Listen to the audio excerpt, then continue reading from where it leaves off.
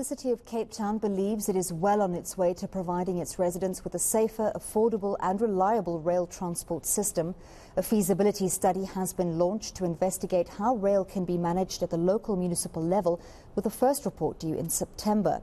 While the city has been given the go-ahead to conduct the survey, Transport Minister Fikile Mbalula has the final say.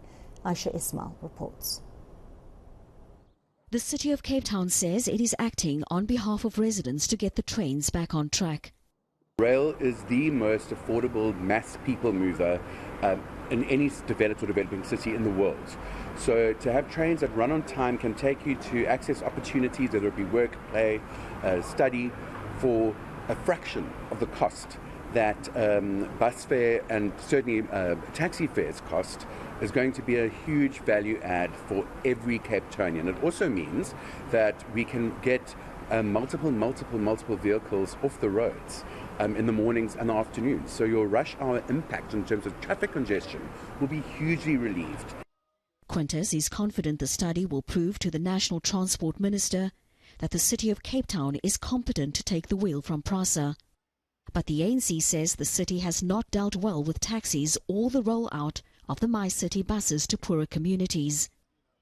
National Department is competent enough to make sure that the trains are back online, even beyond the City of Cape Town in other areas as well. Because I've seen the programs, the plans that are in place and the budget. I think it's enough for them to make sure that those lines are open. Majingo agrees that a cheaper, safer and reliable transport system is needed.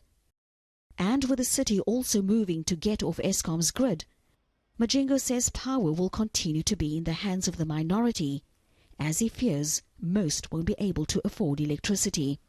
But the city says Eskom is the biggest stumbling block in growing the economy and empowering those in need.